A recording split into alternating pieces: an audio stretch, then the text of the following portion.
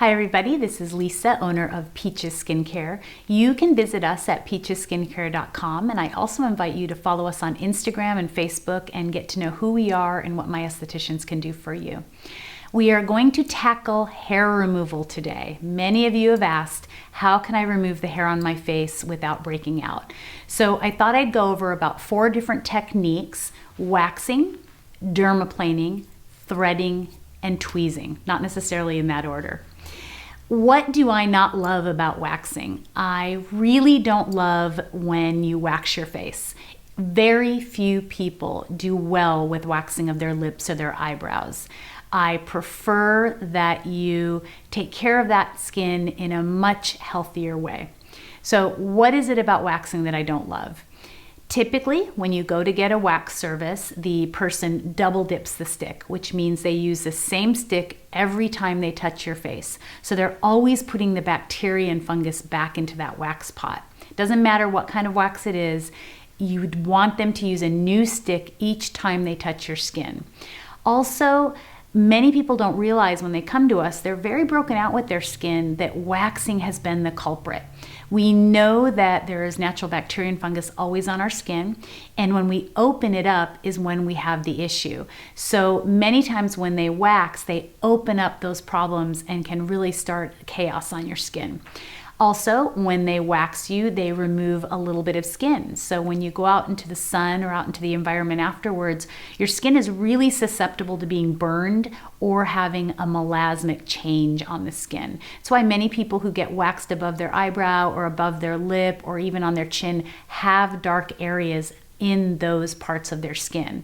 So waxing is not my favorite. Threading. Threading is where they use a piece of thread, and many times the person doing it does put it in their mouth. Threading is not regulated in many states, and they rub back and forth over your skin, removing the hair. It's a great way to remove hair, but it causes a lot of irritation and damage to the skin. It almost burns it, or it's like a rubbing burn. So be mindful of threading. If your skin does great with either of these things, wonderful.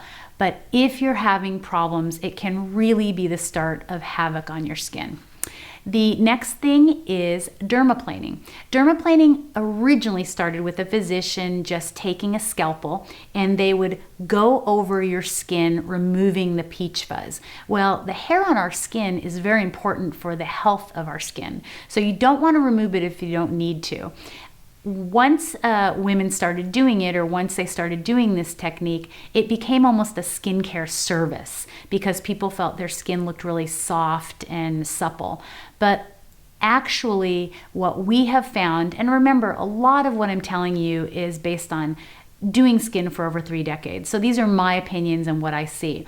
But every single time we see a dermaplane client, we actually see scars where the dermaplaning or where the scalpel has been on the skin, typically on the chin area or the cheek or the forehead.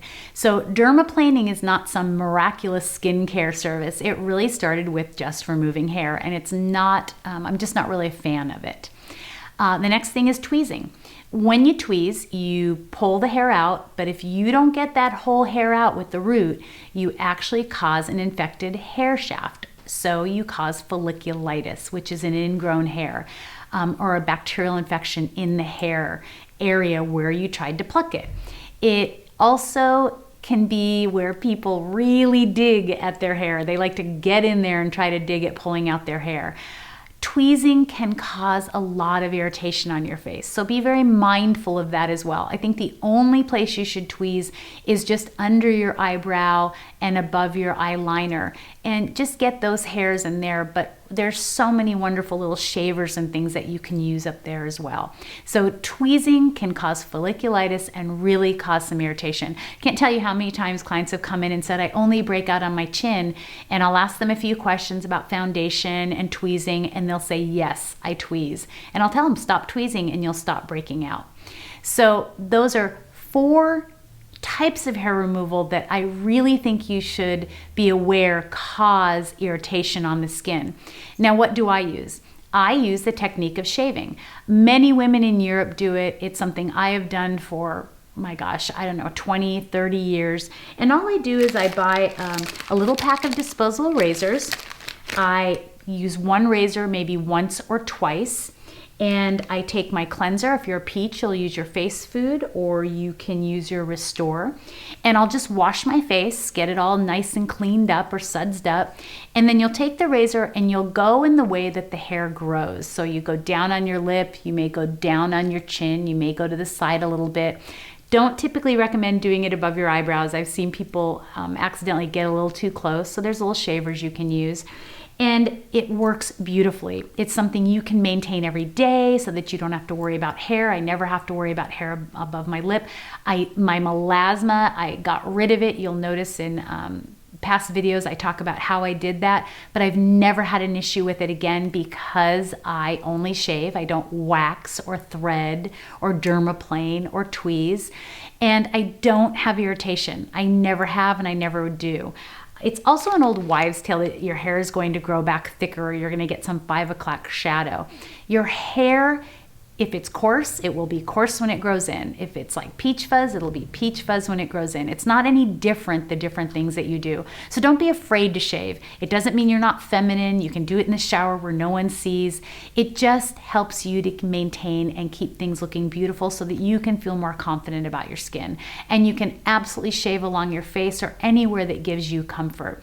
If you want to try one of the little electric machines that they have, you can just be really aware if you start to break out. Now, once you're done shaving, do all of your steps afterwards. Use your apple cider vinegar toner. Make sure you're using your products, that you're getting the skin nice and clean. So I hope that this has helped you to find alternatives to removing the hair from your face, healthy alternatives, clean alternatives, and that it can help you to have even more confidence. I appreciate it so much that you watch all these videos. Thank you so much for tuning in. If you have any comments, go ahead and comment below. I'd be grateful if you would subscribe to my videos.